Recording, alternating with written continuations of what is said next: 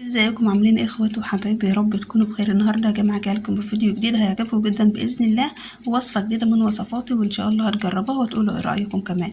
وبصوا يا جماعه، معايا دلوقتي طاجن مقطع فيه بطاطس مكعبات زي ما انتم شايفين، وطماطم وفاصوليا خضراء، ومعايا جزر، ومعايا بصله مقطعه برضه نفس الحكايه، ومعايا يا جماعه قطع من الدجاج اللي انتم شايفينه ده كده، وقطع من الفراخ غسلها كويس جدا ومنضفاه بالخل والملح، وحطيته كده على قلب على قلب الطاجن بتاعي. وان شاء الله هوريكم دلوقتي وصفه جميله جدا وهتعجبكم.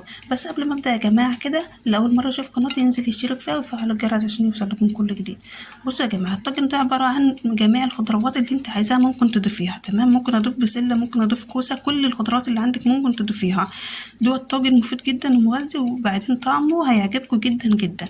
بعد ما ضفت كل المكونات دي كده، هحط البهار بقى بتاعي. معايا نص معلقه كده من الكمون والفلفل الاسمر والملح، هضيفها كده. معايا نص معلقه من بهارات الفراخ. معايا ورقه من اللورا، ورقتين كده او ورقه.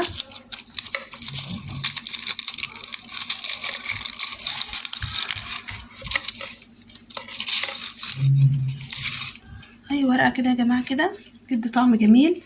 معايا برضو حبايتين من الطماطم فرماهم، هضيفهم كده.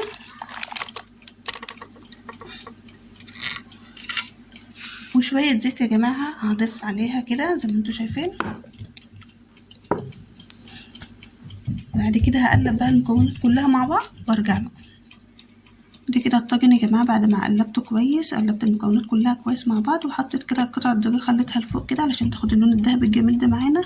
هحطها بقى في الفرن لمده نص ساعه كده، وبعدين لسه هتنزل بقى الميه بتاعتها كمان، مش تنسى ده كمان. وبعد كده هحطها بقى في الفرن لمده نص ساعه او ساعه الا ربع، زي ما تاخد في الفرن براحتها لحد ما تستوي خالص وتبقى جميله جدا. وهرجع اوريكم الشكل النهائي. بصي يا حبايبي، حبيت ابص كده على الطاجن بتاعي، حبيت اشوف استوى كده ولا مستواش، وممكن احط عليه ورق فويل تبقى افضل كمان بكتير، هيبقى يستوي معاكي بسرعه جدا مش هياخد وقت. تمام، لو عجبتكم بقى الطريقه اعملوا لايك للفيديو يا حبايبي.